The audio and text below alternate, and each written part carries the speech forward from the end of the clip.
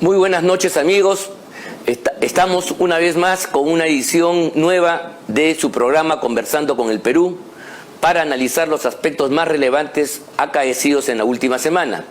Este es un programa que se transmite a través de PBO Radio 91.9 FM, la radio con fe, y se retransmite por las redes sociales de la Coordinadora Republicana y el Fiscal Abeja. Asimismo, cuenta con toda la réplica a través de los cables y operadoras a nivel nacional. Soy Ángel Delgado y conjuntamente con Luciano Reboredo, como todas las semanas, vamos a dar inicio al análisis correspondiente. Muy buenas noches, Luciano, en primer lugar. Ángel, ¿cómo estás? Buenas noches. Aquí, como siempre, listos para comentar la semana, aunque esta es una semana particularmente breve. Claro, como sucede siempre, ya es tradición en el Perú y en otros países donde hay una fuerte presencia católico-cristiana, obviamente la Semana Santa ocupa el interés mayoritario de las poblaciones y por eso la política y otras actividades en general tienden a restringirse significativamente. Es una semana de reflexión y creo que nuestro invitado en la segunda parte del programa, el Padre Omar, nos va a permitir hacer algunas reflexiones y alcances sobre el sentido de esta fecha en un Perú que se debate en una crisis y problemas que todos ustedes conocen perfectamente bien.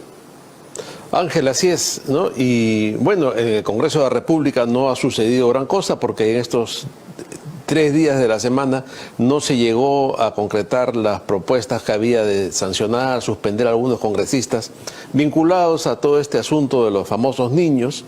No ha habido grandes progresos en temas legislativos, reformas, ni nada como era de esperar, porque como tú bien mencionas, ya se estaba avanzando y pensando más bien en la conmemoración de la Semana Santa. Sí, es una semana corta sin duda y por lo tanto las actividades de los organismos oficiales se ha visto en todos los casos restringido. Ahora bien, yo soy de los que creo y sigo creyendo que el Congreso se desgasta cuando ingresa a una vorágine de asuntos que no tienen conclusión, que no rematan porque no tienen los votos o porque por alguna razón se frustra la decisión. Un Congreso o cualquier organismo, pero el Congreso en particular, que es un órgano de deliberación y por lo tanto pesado, con 130 personas, que tiene una parafernalia determinada, que no tome decisiones, le hace mucho daño a su imagen porque la gente no termina de comprender el proceso parlamentario. Lo ve burocrático, lo ve sinuoso, lo ve lento y por eso entonces es duro a la hora de juzgar. Y ahí están las encuestas que creo que nos exhiben de mayores comentarios.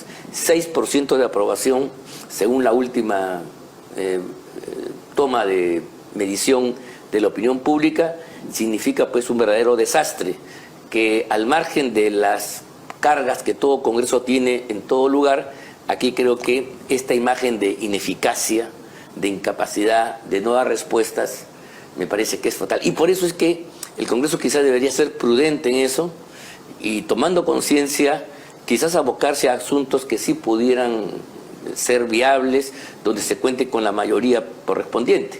Pero repito, tal es la correlación hoy día en la Cámara que un sector neutraliza a otro.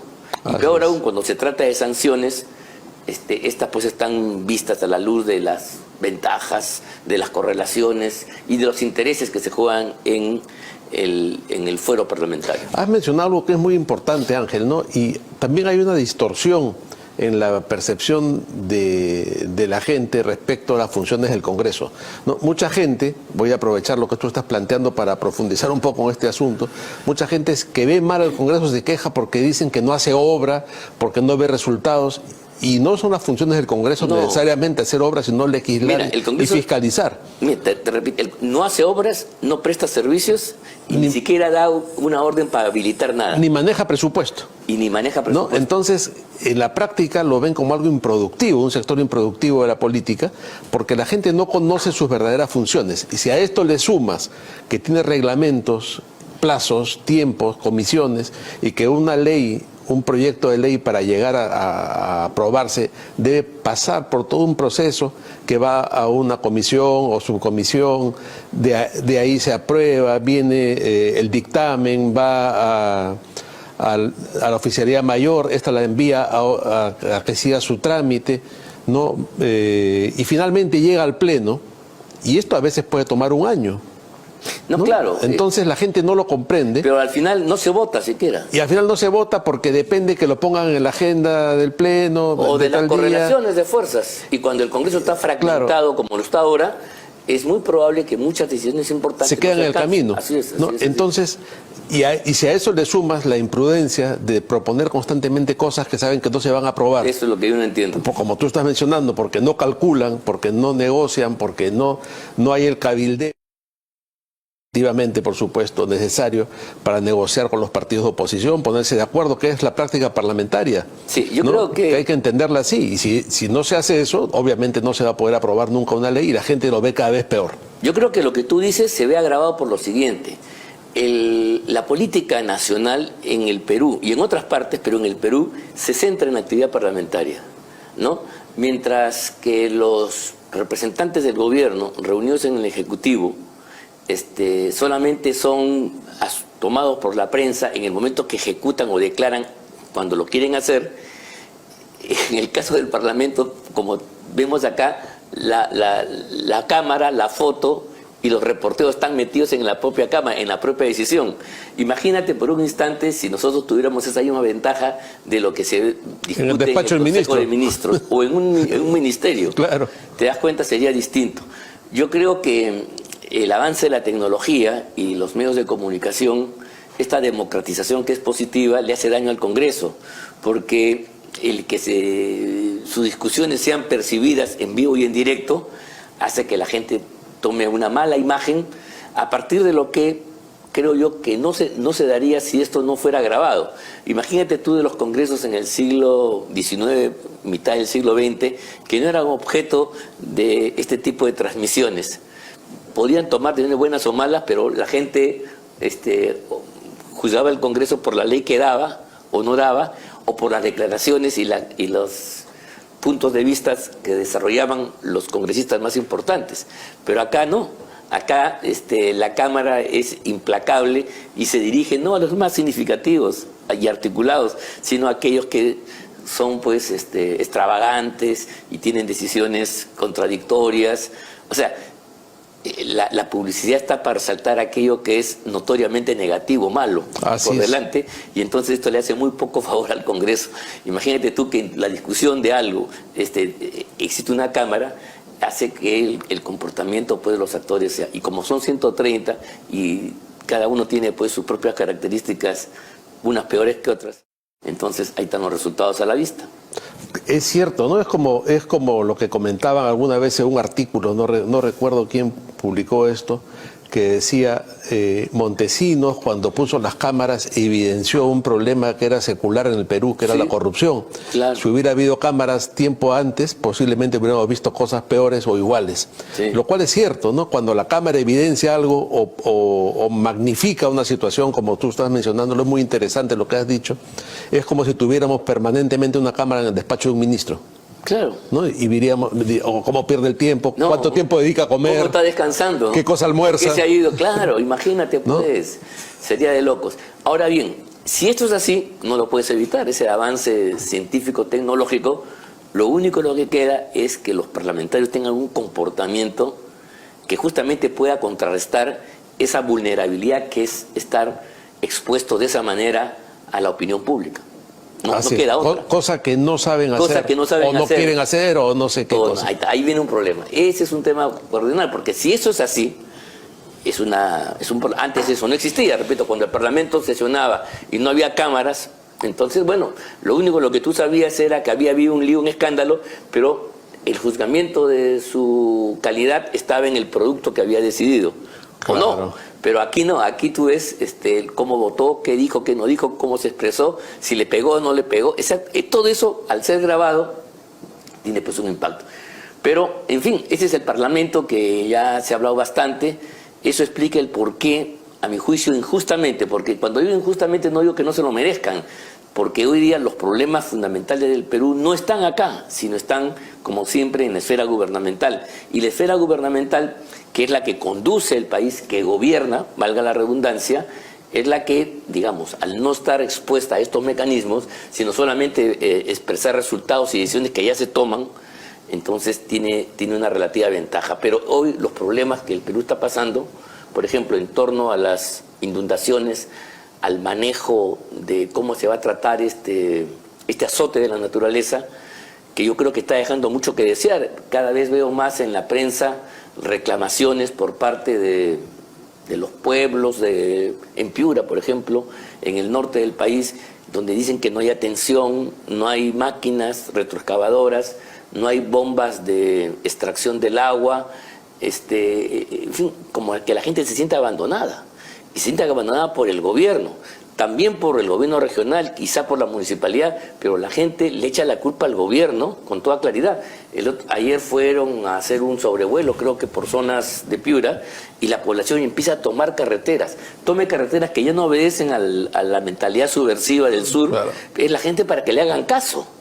En este caso sí una situación de legítima protesta, ¿no? No, porque claro, esto es algo, pero mira el impacto. Algo permanente, ¿no? Porque mira, desde el tema de PPK y la famosa transformación con cambios, o cómo se llamó esto, recuperación, que no se hizo, miles de millones perdidos, tanto en lo que afectó a la naturaleza como en lo que no se invirtió adecuadamente.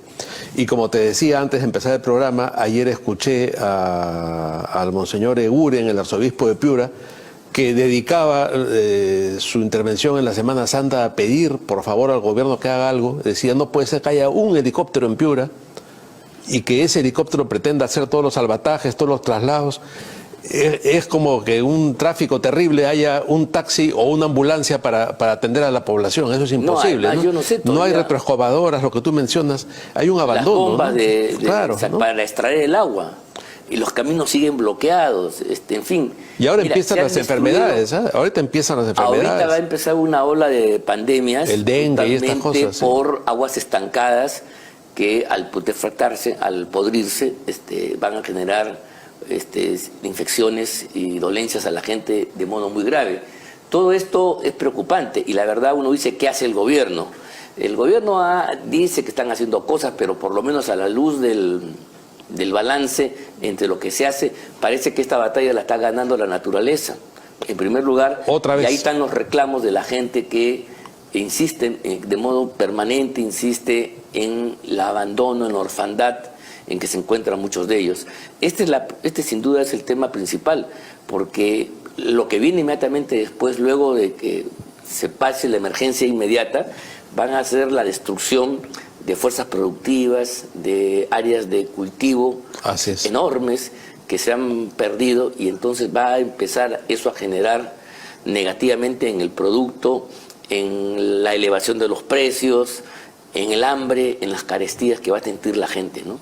Cuando si estuviéramos bien preparados, esta abundancia de agua sería una bendición, sería bien manejada como en otros países, sí, bien canalizada para el agro, porque etcétera, todas estas zonas es zona desértica, son desérticas, ¿no? Estas ciudades están en medio de grandes desiertos. Claro, se podría hacer grandes reservorios, te imaginas, ¿no? Y lo peor de todo, que no se diga que estamos acá obsesionados con Castillo y con esta gente, pero se ha revelado que el gobierno recibió información de esto en la época de Castillo hace 6 o 7 meses atrás.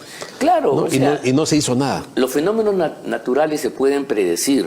No es que caen, bueno, los terremotos quizá no, pero estas venidas se dan cuando en determinadas estaciones, no en otras, cuando hay determinados calentamientos que se pueden perfectamente ver por las corrientes. En fin, la gente que conoce de esto de climatología lo sabe perfectamente, y no hay entonces excusa para que el gobierno no tome precauciones y finalmente este sea el espectáculo deplorable que nos termina pues consternando a todos.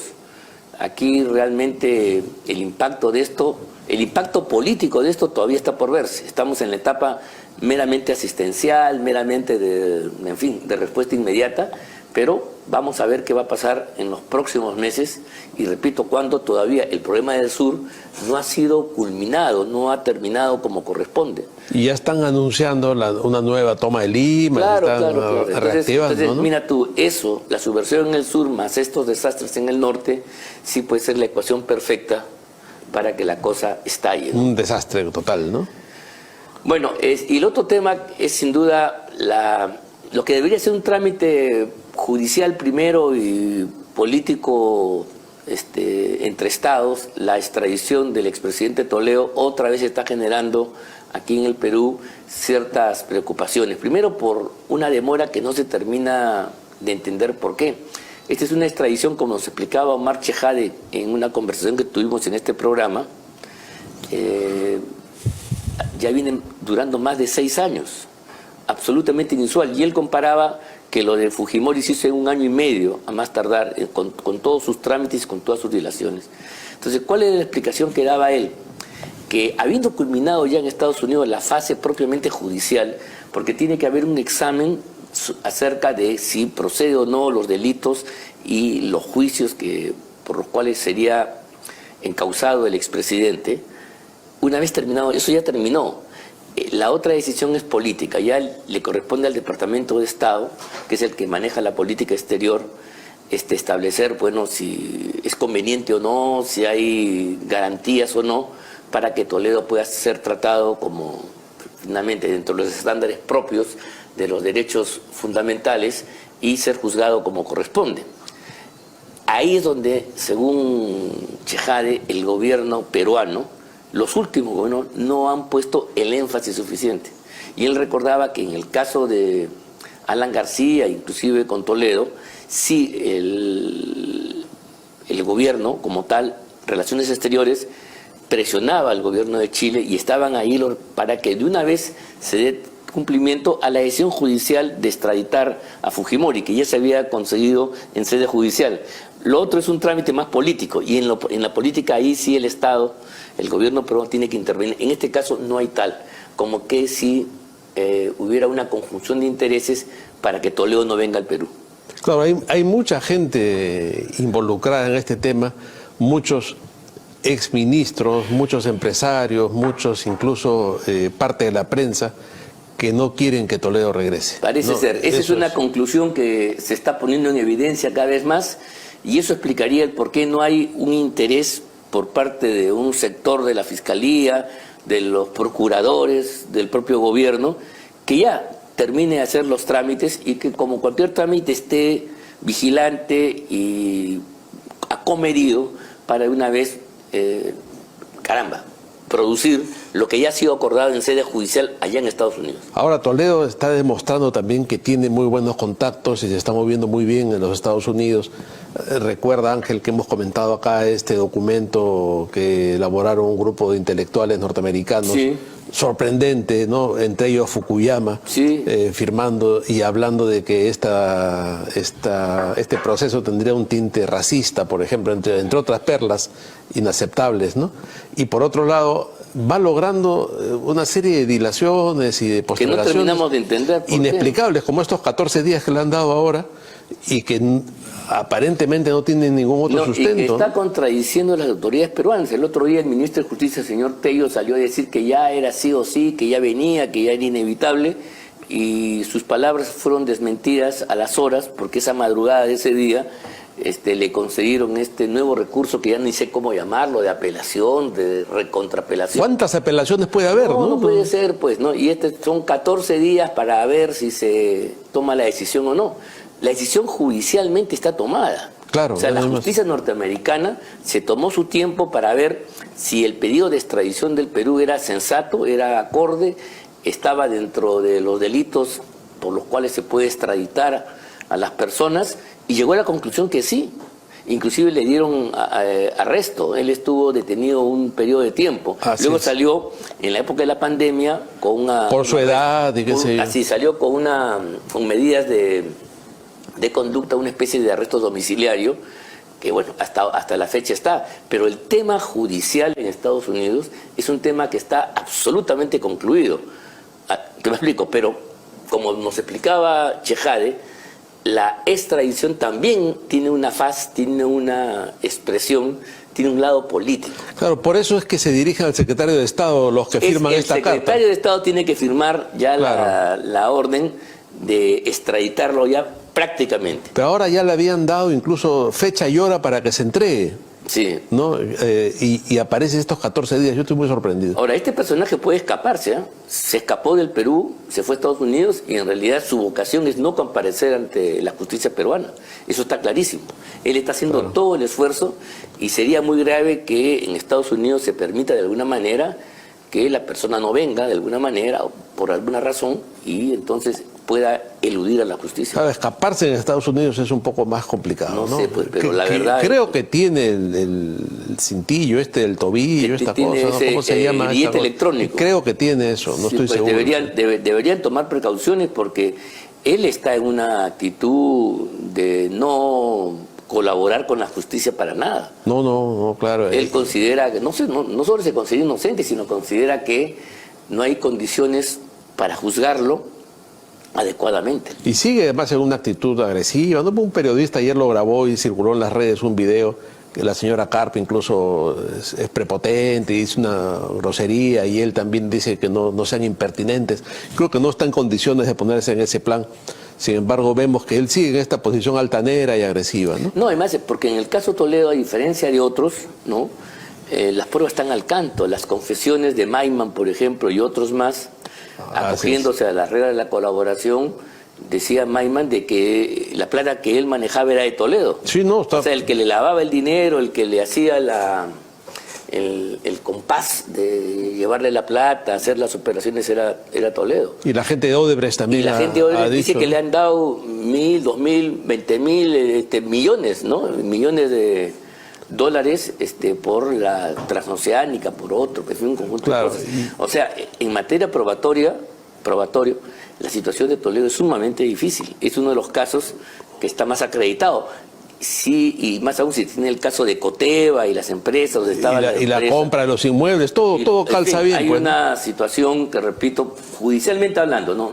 Judicialmente hablando, del punto de vista del procedimiento, es el más contundente, diría yo. Y carrusel insostenible de mentiras en que él se metió también, ¿no? Que metió a la suegra y el holocausto y nunca pudo probar nada cada vez. Claro, todo es parte de lo mismo, en realidad. Y toda la misma plata que él tenía, él logró acumular un montón de plata que la tenía en el extranjero y todo empieza cuando quiere traerla al Perú. Así es. Y convertirla en activos, ¿no? O sea, quería lavar su dinero y convertirlo en oficinas, convertirlo en una nueva residencia a la que él ya tiene, etcétera, etcétera, para que la plata esté acá, poder blanquear la plata. Y eso efectivamente, en ese momento lo descubren a Toledo, como tú recordarás, porque no quiso pagar, ¿te acuerdas? No quiso pagar la comisión a la persona al corredor que le había hecho la compraventa, ¿no? Claro, él compra un inmueble en Holguín, en Surco, una oficina de $1 millón, sí, y luego compra una mansión de 4 millones. De 4 millones en Casuarinas, ¿no? Y ahí empieza su debacle. Y él no puede explicar esos $5 millones que había traído al Perú. Además que ya había pagado otras deudas, en fin, o sea, había pagado la hipoteca de la anterior casa. Sí. O sea, ¿cómo explicar todo eso? Ahí es que inventa lo de la suegra, que eran indemnizaciones de la guerra, que evidentemente, por muy cuantiosas que sean, estaban muy lejos de esa cantidad, ¿no? Claro, todo es insostenible, pues, ¿no? Entonces, bueno, y después ya entra Odebrecht, después ya entra Maiman, y entonces el círculo se cierra perfectamente. Entonces, aquí la novedad no es tanto la culpabilidad de Toledo, sino qué cosa puede decir, porque es obvio que todas estas trapacerías de don Alejandro Toledo no las ha hecho solo, en solitario, sino ha tenido que tener un concurso de personas y instituciones, que eso sería lo interesante, que se conozca finalmente quiénes fueron sus cómplices, quiénes lo apoyaron, con quién él hizo todas estas cosas que le permitió montar esta fortuna ilícita de modo significativo. Hay una serie de personalidades, y volvemos al inicio del comentario, entre ellos ministros, viceministros, empresarios, vinculados a todas estas movidas, que son los más interesados en que él no vuelva, ¿no? Exactamente, esa es la sospecha más o menos fundada de que por qué en el Perú hay un ánimo en esas esferas que tienen poder y dinero para que el señor no vuelva al Perú. Esa podría ser la explicación de lo que está pasando en Estados Unidos y estas dilaciones que ya no tienen sentido. Y ante un gobierno que no tiene fuerza o que tampoco quiere meterse en Honduras, entonces dejan que pase. Repito, 6 años es demasiado para poder tener una para poder, digamos, alcanzar la extradición. Es un tiempo muchísimo, muy amplio, claro, según nos contaba nuestro amigo Omar Chejal. Bueno, hemos llegado al final de la primera parte de nuestro programa. Vamos al corte comercial y volvemos dentro de unos instantes con nuestro invitado para seguir conversando con el Perú. El 13 de enero del 2023 se declaró en estado de emergencia el distrito de Lurigancho por peligro inminente ante lluvias intensas y precipitaciones pluviales. Ante ello, Petramás, en apoyo a la municipalidad de Lurigancho-Chosica, realizó la limpieza de desmonte, nivelación y descolmatado de los badenes Canoa y Cadena. Durante 3 días consecutivos, junto a sus diversas maquinarias y trabajadores, entre obreros, operadores e ingenieros, con la finalidad de mitigar el riesgo ante el desborde del río Guaycoloro. Se va a llegar a un nivel de 1 metro aproximadamente para que permita el deslizamiento de un posible huaico, en la cual va a concluir en la altura del río Rímac. Soy la señora Dina Bustos Venancio, soy la presidenta de la Asociación de Vivienda La Encantada de Cajamarquilla. Pues en esta oportunidad agradeciendo al doctor Segarra, porque siempre está comprometido con la comunidad de Cajamarquilla. Estamos eternamente agradecidos y un saludo de la parte de la Asociación de Vivienda La Encantada. Y le damos gracias porque en estos momentos se está haciendo el trabajo de descolmatación de este badén. Gracias, Petramás. Estaremos siempre eternamente agradecidos. En Petramás, nuestro compromiso no es solo cuidar el medio ambiente, sino también a ustedes. Así fue. La Subcomisión de Acusaciones Constitucionales del Congreso puso fin a la más nefasta patraña contra el régimen democrático constitucional, porque aprovechando el deceso de 2 jóvenes, sin una investigación en serio, se confeccionó un relato tendencioso para inculpar a 3 autoridades que asumieron el gobierno luego de sancionarse la inmoral conducta del coimero Martín Vizcarra por un vasto consenso parlamentario. Con la denuncia archivada, se disipa el discurso panfletario construido por la cúpula estatal y la gran prensa obsecuente para esconder los crímenes de Vizcarra e imputar golpismo a una transferencia constitucional del poder. Entre el llanto de extremistas y caviares, se ha desechado esa pseudo-memoria colectiva destinada a generar un sentido común antirrepublicano, capaz de erosionar las bases mismas de la democracia peruana. Se hizo justicia. La Coordinadora Republicana es un espacio público de la sociedad civil que agrupa ciudadanos que, con independencia de sus particulares posiciones políticas o ideológicas, defienden y promueven los valores republicanos, los principios democráticos y la vigencia del Estado constitucional de derecho, rechazando cualquier intento de desconocerlos, reducirlos o desvirtuarlos. La Coordinadora Republicana se opone a las políticas que, primero, pretenden sustituir las instituciones y el procedimiento democrático por la presión de las turbas callejeras. Segundo, propician y alientan la nefasta práctica de judicializar y criminalizar la actividad política. Tercero, promueven un pensamiento único y totalitario, contrario a nuestra tradición, valores familiares y libertad de conciencia. La Coordinadora Republicana defiende los valores del Perú. La ciudad industrial Huachipa Este es el mejor lugar para invertir de forma segura a precios 100% accesibles. Ofrecemos lotes independizados y zonificaciones para todo tipo de industrias. Somos la única ciudad industrial con la mayor cantidad de empresas operativas y más de 1.9 millones de metros cuadrados vendidos. Ya son más de 120 propietarios que confían en nosotros.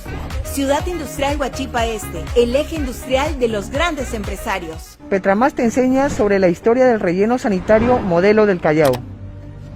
A inicios del siglo XXI, el botadero La Cucaracha llevaba malas prácticas como el indiscriminado arrojo de residuos por camiones y una excesiva quema de basura en exteriores.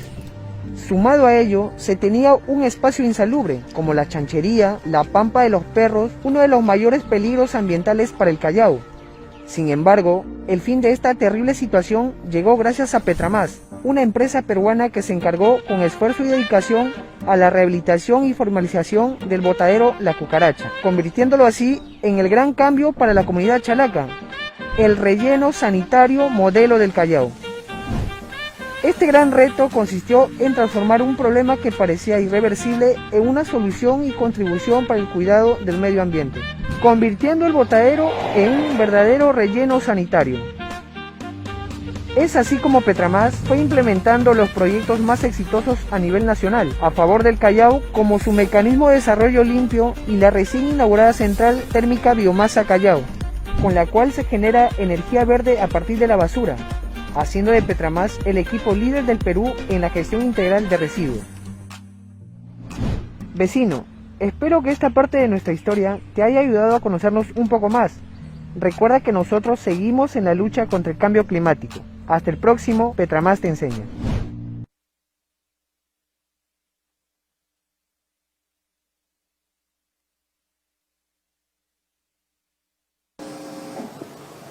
Amigos, estamos de regreso en el programa y en esta noche de Sábado de Gloria queremos profundizar un poco en los misterios de la Semana Santa, pero también enfocarnos en la realidad del país a partir de esta visión católica, de esta visión de la tradición cristiana de la Semana Santa.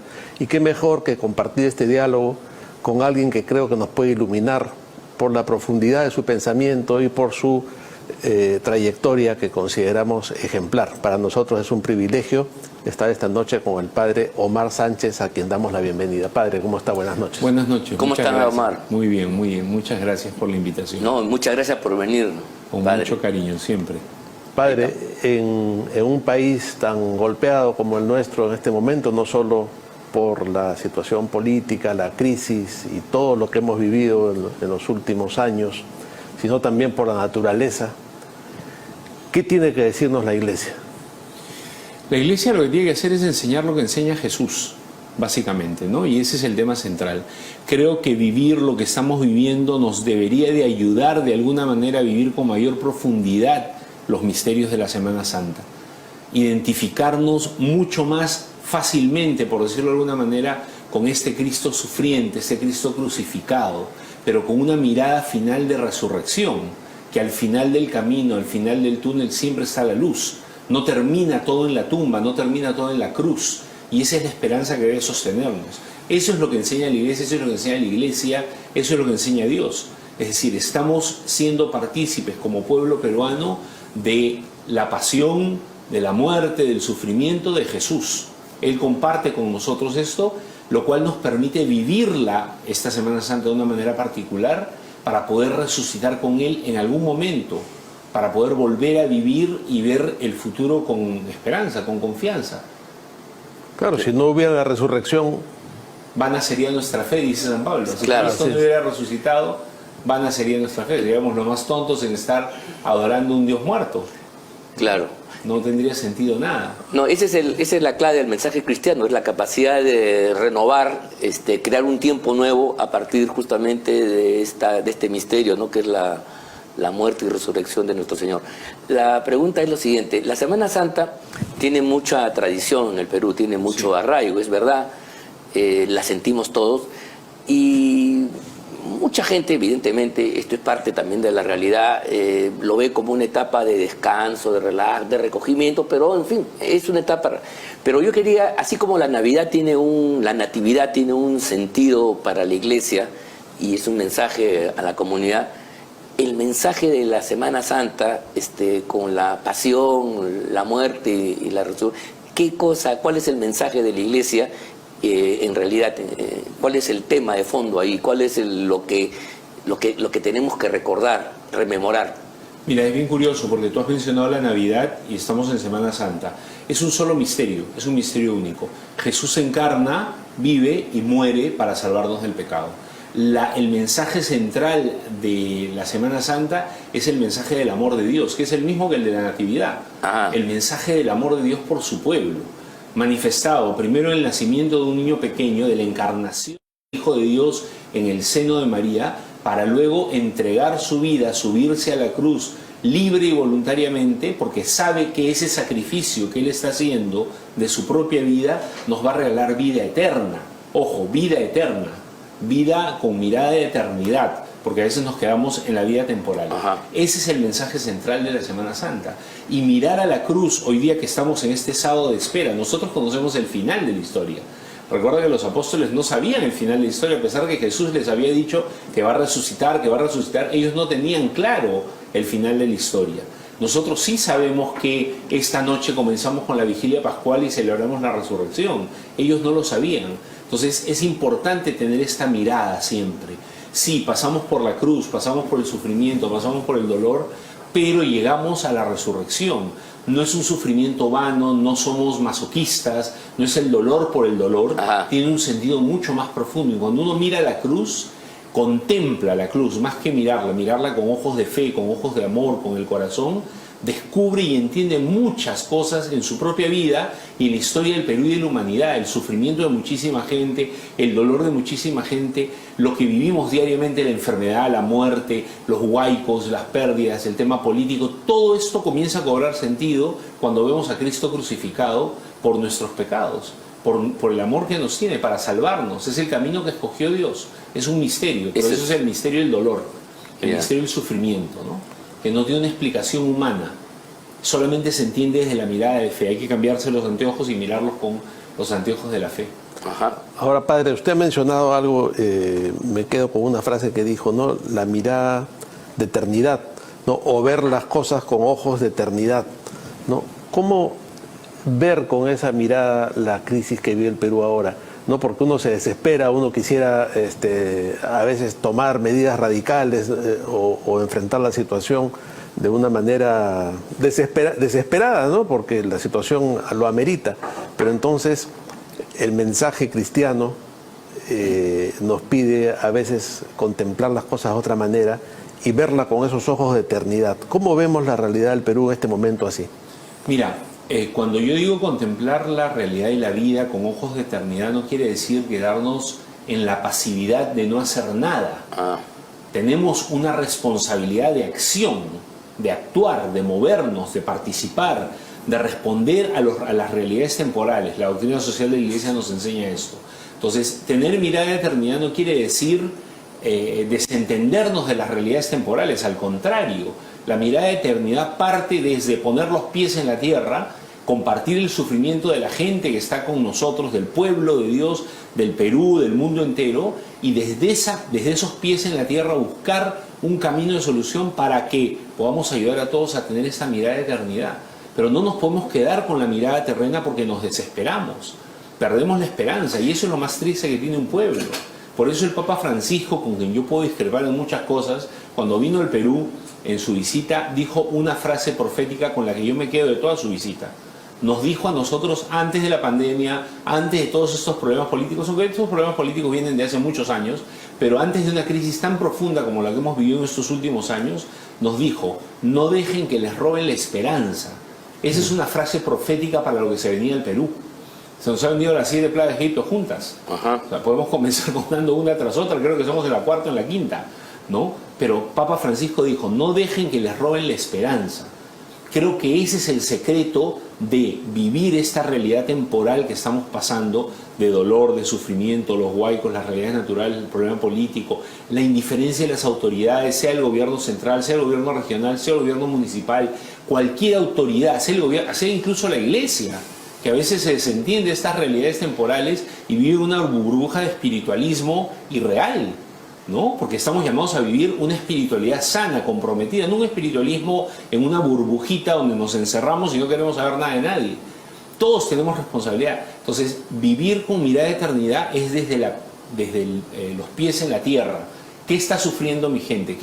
¿Por qué está luchando? Yo soy parte de esa lucha, pero dándole siempre una mirada de cielo, no solamente de tierra, porque la mirada de tierra nos hace responder con respuestas de tierra, que pueden ser violentas, como has mencionado, que pueden ser agresivas. De hecho, es lo que muchos sacerdotes en Centroamérica, por ejemplo, cuando invadió la teología de la liberación Centroamérica, no encontraban salida y quisieron tomar las armas. Se olvidaron de la mirada de eternidad, se olvidaron de la mirada del cielo, que somos, nuestra patria es el cielo, no es la tierra, aquí estamos de paso. Pero eso no quiere decir que no tomemos acción, que no luchemos. Estamos llamados, como siempre digo, a anunciar la buena noticia, pero a denunciar las injusticias y lo que es incorrecto. No podemos quedarnos callados. Tenemos 100% de responsabilidad Sí, como cristianos. creo que eso es fundamental, ese es un mensaje clave. O sea, es la actividad, finalmente es nuestra capacidad práctica para transformar nuestra propia situación, vencernos a nosotros en nuestras debilidades y superarnos, ¿no? El Perú, pues, conoce mucho de pasión. Nuestra historia está llena de sacrificios, sufrimientos. ¿Cuándo la resurrección? ¿En qué horizonte se coloca la resurrección a la luz de la Semana Santa para los millones de peruanos que están viviendo estas 7 plagas, no de Egipto, sino peruanas? Tú sabes que el otro día estuve en una entrevista y me saludaron y me dijeron buenos días, y quien me entrevistaba me decía, mira, es bien difícil decir buenos días. Yo le digo, no es difícil decir buenos días. Siempre son buenos días, porque cuando uno comienza el día, comienza cada mañana, tienes que comenzarlo con una mirada de esperanza, de saber que el futuro puede ser mejor. De repente no tenemos la respuesta inmediata. Es bien difícil vislumbrar políticamente, por ejemplo, qué puede pasar. Es bien difícil vislumbrar que la naturaleza, qué se viene, qué calor hace. Estamos en otoño ya y está haciendo un calor insoportable. Todo el tema el problema del medio ambiente, que tiene sus cosas, ¿no? Pero hay una realidad que estamos viviendo. Yo he estado acompaño a una familia, no muchas, pero en especial a un señor que se llama Paulino, que ha perdido todo por los huaicos en Quebrada Verde, y tiene una sabiduría extraordinaria, porque él no me decía a mí, la culpa es nuestra. A ver, Paulino, explícame. Lo que pasa es que nosotros hemos invadido terrenos que le pertenecen a la naturaleza. Nosotros nos hemos metido en los lechos de los ríos. El señor tiene 75 años, yo vivo aquí hace 60 años y sé que por este cerro siempre han bajado los huaicos, siempre, y la gente ha construido ahí.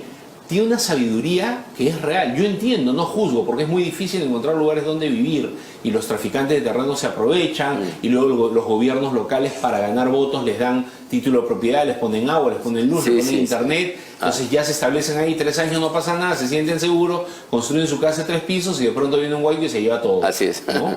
Entonces hay que mirar la vida con esperanza siempre. No podemos dejar que nos desaliente los acontecimientos de la vida. Y la Semana Santa sirve para eso. Es bien curioso. Hoy día sábado yo siempre se lo digo especialmente a la Virgen María, porque ella nunca desesperó. Igual que los apóstoles escaparon, huyeron, lo traicionaron, se fueron, salvo Juan. Los demás se fueron. Pero la Virgen María nunca desesperó. Ella estuvo ahí al pie de la cruz, abrazó a su hijo muerto, lo cargó, lo llevó al sepulcro, con una certeza profunda que después venía algo mejor. Esa es la certeza que nos pide Dios. Pero como nos hemos alejado de Él, esa certeza se va diluyendo en medio de los avatares de la vida, de los problemas de cada día, de las luchas, de la desesperanza, de ver tanta delincuencia, ver cosas tan violentas en el Perú y en el mundo entero, en el mundo en general, pero en el Perú las vemos tan de cerca. Queman a una chica, violan a una niña, le clavan no sé qué en la cabeza, es decir, asaltan, golpean, roban. Entonces todo eso te desespera, te hace perder la mirada de esperanza. Entonces ahí viene Dios y el ejemplo de la Madre, que nos ayuda a mirar el futuro con esperanza en medio de este dolor y de este sufrimiento que estamos viviendo.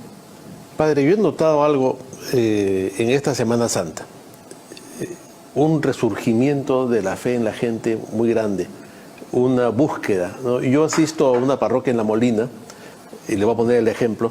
El día de ayer se había programado el tema de la Pasión a las 5 de la tarde y la procesión de la Dolorosa y el Santo Sepulcro a las 6. Eran las 7:30 y seguíamos en la adoración de la cruz, porque la multitud era tan grande que la cola no tenía cuándo acabar. En un momento el padre dijo, por favor, pasen de 2 en 2.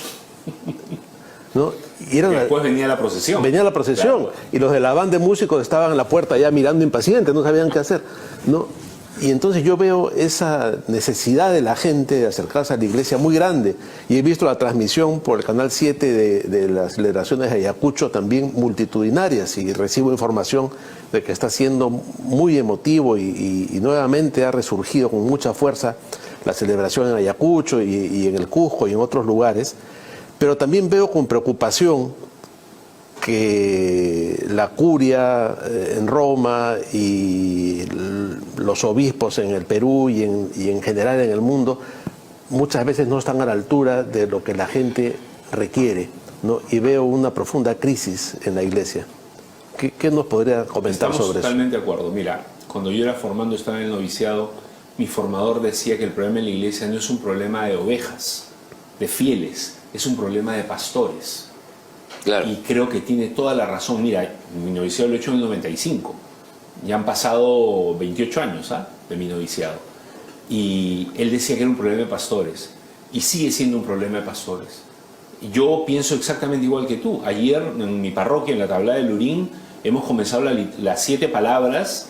Hemos retomado la tradición de las 7 palabras y la iglesia estaba llena de gente, escuchando 2 horas a 7 personas predicar sobre las 7 palabras. Y no personas doctas ni preparadas, gente del barrio, de la zona. Por ahí un sacerdote amigo, por ahí un laico con un poquito más de preparación. Luego vino lo mismo, la liturgia de la pasión, que fue interminable. La procesión ha terminado a las 11 de la noche. La procesión del encuentro entre Cristo crucificado, Juan y la Dolorosa han terminado a las 11 de la noche. Hay un resurgimiento y una necesidad y no hay una respuesta clara de los pastores de la iglesia para atender a estos fieles que están buscando a Dios. Por eso, ¿qué está pasando? Muchas de estas sectas New Age están teniendo tantos adeptos porque la gente está buscando profundidad en su vida y la iglesia católica de manera general no se la está ofreciendo. La gente pide un pan y le dan un palo. Exactamente. Lo que dice el Evangelio, ¿no? Exactamente. No se la está ofreciendo. No le estamos ofreciendo al pueblo de Dios lo que está buscando. Mira, buscan a Anthony de Melo, a no sé quién, a estos gurús de New Age, y tenemos maestros de espiritualidad en la Iglesia Católica como Santa Teresa de Jesús, San Juan de la Cruz, claro, el Padre Pío de Pietrelcina, Teresa de Calcuta, San Alberto Hurtado, San Francisco de Asís, maestros profundísimos de alma, de espiritualidad, y no se lo damos a la gente. Por eso la gente lo busca en otro lado y por eso la gente retoma tradiciones, porque la tradición vivida con profundidad, con sentido. Yo le decía ayer a mi gente en la misa, le decía, voy a explicarles cada cosa que estamos haciendo, que se llama la liturgia mistagógica, porque si no, nos quedamos en tradiciones externas y no entendemos qué está pasando realmente, por qué el altar se desnuda el Jueves Santo, por ejemplo, ¿no? ¿Por qué se cubren las imágenes? ¿Por qué no nos damos el tiempo de los sacerdotes de explicar eso? No, es que va a durar mucho tiempo. Bueno, pues, ¿tienes miedo de que la gente se te vaya? Prepárate. Hay un problema de preparación de los sacerdotes. No preparan las homilías, no preparamos las prédicas, no preparamos las celebraciones. Llegamos a la sacristía, agarramos el librito, todos, en general, obispos. Llevamos el librito que ahora nos han facilitado, porque antes para preparar la homilía tenías que agarrar la Biblia. Ahora no hay un librito que tiene el resumen de la lectura y todo ya está listo. Hasta tiene una explicación. Entonces muchas veces el cura va a la sacristía, no ha preparado nada, lee, ya me lo sé, y sale y dice 4 pachotadas. Entonces claro, la gente se aleja. Esa es la crítica que tenemos que hacer como iglesia. Si nuestros obispos, nuestros arzobispos, de manera general, no están cerca del pueblo, se hacen prédicas en Domingo de Ramos, como la que hemos escuchado del arzobispo de Lima, imagínate qué esperamos que la gente se acerque. ¿Qué esperamos, qué pedimos que la gente se acerque? No hay forma. Pues, sí, a veces yo escucho a ciertos padres y yo no sé si estoy en la iglesia o estoy en Greenpeace o en una ONG, ¿no? Porque hablan del medio ambiente, sí, de la Pachamama, sí, claro, ¿no? Entonces... Claro. Pero además a veces ni siquiera sabes si el que está celebrando es sacerdote. Claro. Porque se pone solamente un alba. El lenguaje inclusivo. El lenguaje inclusivo, exactamente, ¿no? Sí, hay que... Queridos jóvenes y jóvenes. No voy a decir quién lo ha dicho, pero lo ha dicho el arzobispo de Lima. Pero no voy a decir quién. Pues no lo diga mejor. Sí. No, en realidad, sí, pues yo creo que estos son los problemas y contra lo que alguno pudo pensar luego del avance de la humanidad, el racionalismo, etcétera. Los seres humanos como que tenemos un espacio inextricable, ¿no?, de necesidad profunda, de búsqueda. Totalmente. De algo que, en fin, nuestro propio conocimiento, desarrollo, inteligencia o la tecnología no alcanza. Es ahí donde la religión está. Y me parece importante porque creo que hay que abandonar cualquier intento de politizar la misma, politizar la religión, pero sí es verdad que en momentos de grave crisis, de sufrimiento, de pasión de los pueblos, esta necesidad tiene que ser atendida. Y es ahí entonces donde el cristianismo tiene un mensaje para primero situar al ser humano y además no solamente situarlo y explicar el dolor, la penuria que se sufre, la decepción que nos causan las cosas, en fin, las frustraciones que tenemos bastantes acá en el Perú, en eso somos pródigos, la idea de poder superar, la esperanza y la voluntad que nace de una fe que no es de pasividad, como usted bien decía, padre, ¿no? Así es. Pero además hay algo importante, que creo que lamentablemente en la iglesia se ha querido, como en todo el mundo, eliminar la pasión. Es decir, queremos pasar de Domingo de Ramos a Domingo de Resurrección.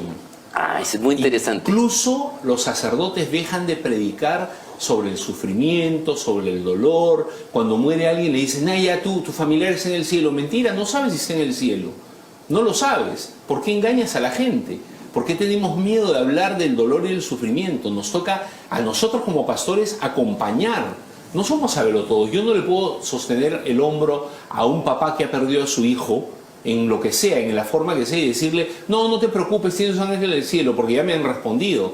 Me han dicho, padre, yo estoy harto que la gente me diga que tengo un ángel en el cielo. Yo quiero a mi hijo a mi lado, a mi costado, conmigo. Y tiene toda la razón. Sí. Y yo lo único que puedo hacer como sacerdote es estar a su lado, acompañarlo, y en el caso que me permita Dios y la oportunidad y la persona, hacerle mirar, tener una mirada de fe. Pero no podemos evitar el sufrimiento. Vivimos en una sociedad que se quiere alejar todos los días del sufrimiento, del dolor. No, es impresionante lo que estoy bien. En realidad me quedo con la frase, pasar del Domingo de Ramos al Domingo de Resurrección, omitiendo esa etapa dolorosa, pero que es el momento en el cual, primero, el sufrimiento tiene que ser fructífero. Por supuesto. Es lo que nos pone enfrente a nuestra limitación y también la capacidad de superarlo para poder alcanzar la gloria al final de esa jornada. Creo que preterir, dejar de lado eso, como que desnaturaliza, corta Totalmente. un lado significado de la naturaleza humana, Totalmente. ¿No? Además, el mundo se está dirigiendo a eso. Sí, ¿no? Quiere evitar todo un hedonismo. Exactamente.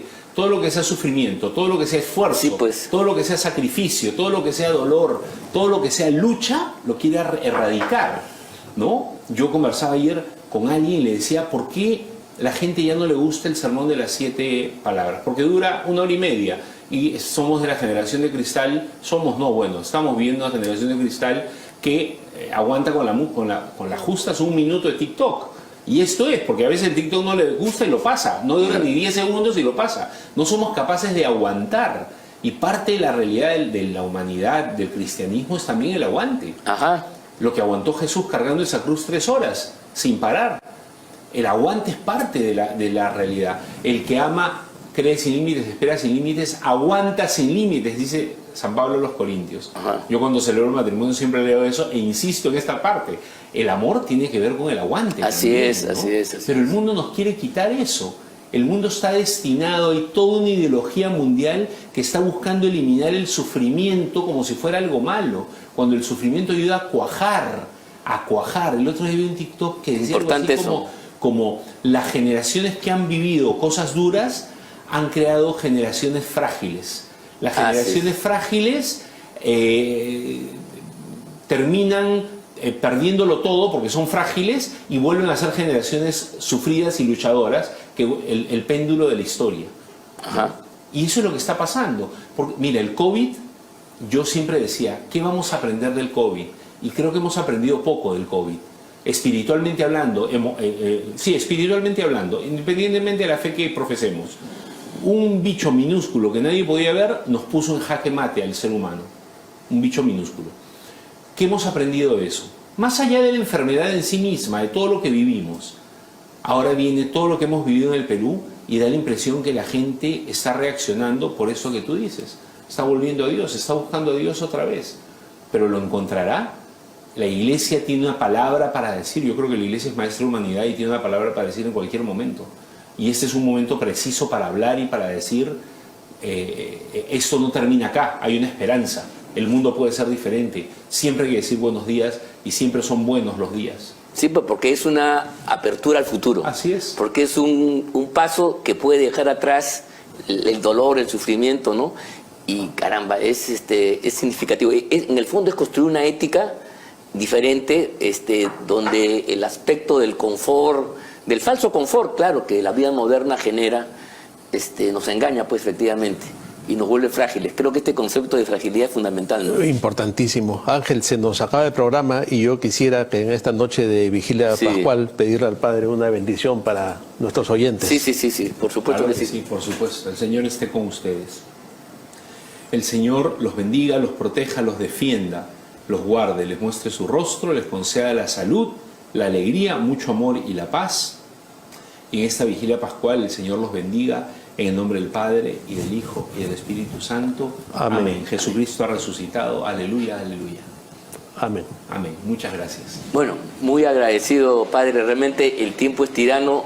Lo vamos a comprometer a seguir reflexionando. Y creo Mucho que, gusto. mire, aquí el tema está, bueno, hoy día lo hemos hecho en función al tema de la ocasión, la Semana Santa, pero creo que el pensamiento cristiano, la religión, tiene que aportar mucho a la construcción nacional y a solucionar también nuestros problemas prácticos. Muchísimo. No porque haya que confundirla con la política, ni mucho menos, pero sí creo que nos da un marco espiritual, una suerte de encuadratura de nuestro propio ser para poder enfrentar mejor las cosas. Además que hay una valiosísima doctrina social que hay que recordar y también, rescatar, claro, por claro. supuesto. Bueno, hemos llegado al fin de nuestro programa. En primer lugar, muchas gracias, Padre Omar, por sus reflexiones, sus palabras, que estoy seguro que nos han ayudado a todos que hemos tenido la dicha y la ocasión de poder escucharlo esta noche.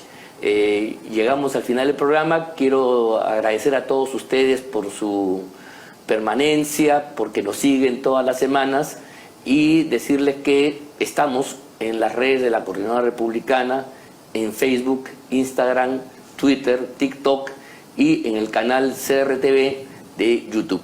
Muchas gracias y nos vemos la próxima semana. Muchas gracias. Luciano. Gracias a todos. El próximo sábado, como siempre, nos volveremos a encontrar.